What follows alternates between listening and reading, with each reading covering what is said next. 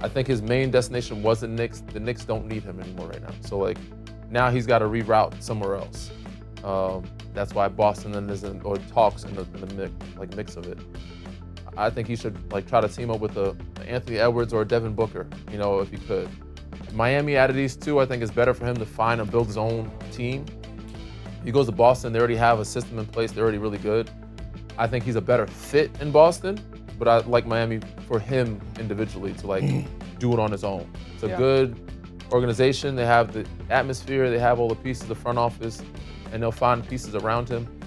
But Boston is probably what he needs and what they need, right? They shoot a lot of threes. They need a guy to mix it up to give that balance. They need somebody that gives you more twos, more pressure on the rim, but you have to let go of one of those other guys. And if it doesn't happen, now you might have a locker room that's not very happy. So you gotta be careful how you move when it comes to this trade or trade talk. But yeah, even though Joe Mazzulla loves threes, I think this is what he needs to like force them to change their offense just a little bit. Devin Booker. Perk? Yeah, I like what Danny's saying. You know, maybe Phoenix, you know, Minnesota would be great. But the problem is this, DG, Allie, is that he don't want to be on the West Coast. Yeah, he wants to stay east. He wants to stay east. Okay, so now that limits the options. And he wants to be somewhere nice too, right? He wants to be with the sun. Like I feel like so he wants Miami. This is part of his career. He wants some sun. He wants to be east. He want to wiggle his toes in the sand a little bit. Yeah. But with that being said,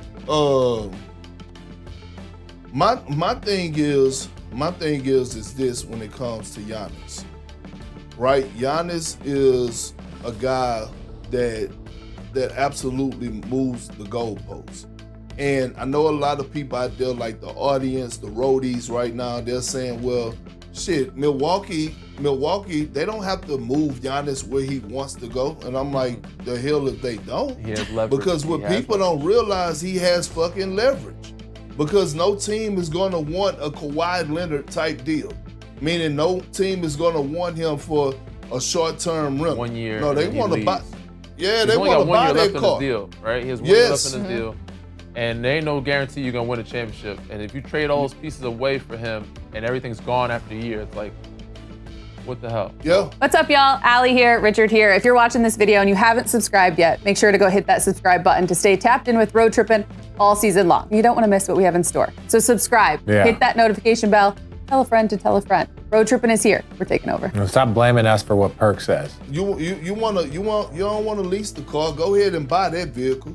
Like you want to buy that vehicle. You want to lock him in for at least 3-4 years.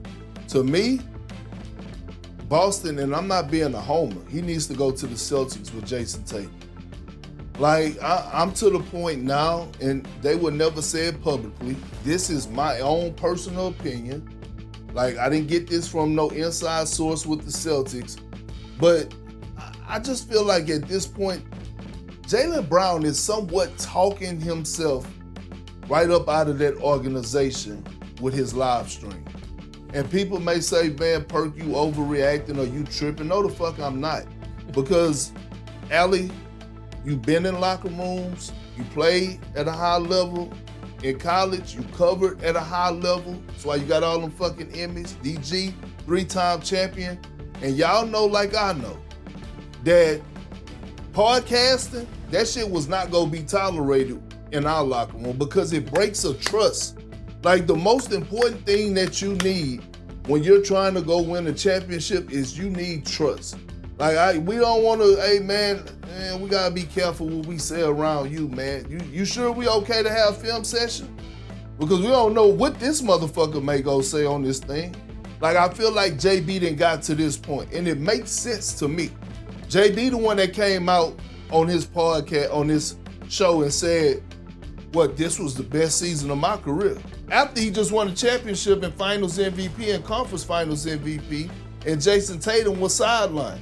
Jason Tatum may not ever say nothing about it, but if I'm Jason Tatum, I feel some type of way. Like, damn, dog, I was out this year. I was out this year with an Achilles injury.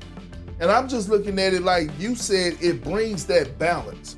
Because when you have a dominant player like Giannis, Joe Mazzulla is going to be forced to change some things. And they don't need to add more pieces. Derek White, Peyton Pritchard, Jason Tatum. That's enough right there to put them right back in the thick of things and saying, okay, we can look the Knicks eye to eye because the Knicks should be favored out of respect. We can look them, you know what I'm saying, and make that shit happen.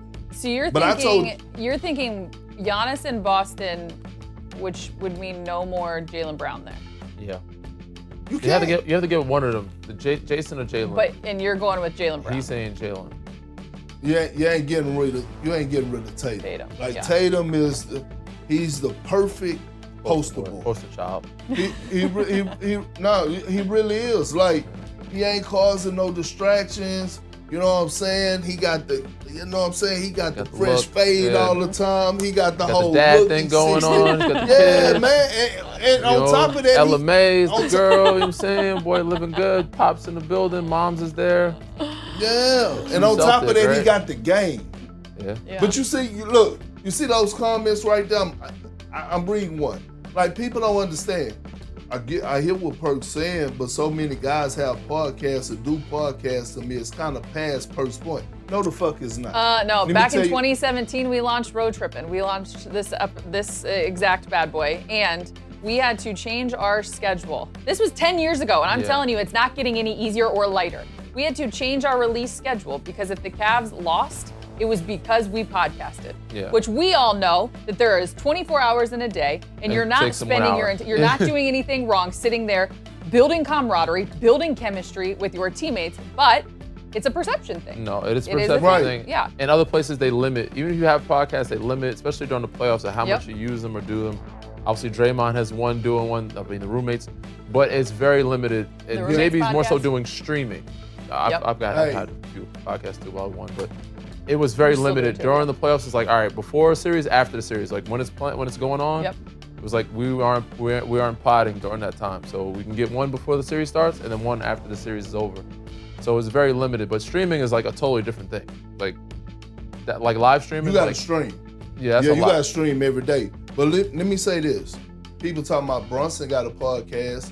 Yeah, and it's a clip that's circulating right now that I did the show Roommates at All-Star Break with Jalen Brunson, and I was telling him, and I asked him in his face, hey, do you know what's in front of you? And you know what sparked that conversation? Did I say this already? Allie, did I tell you about this already? No, I don't think so.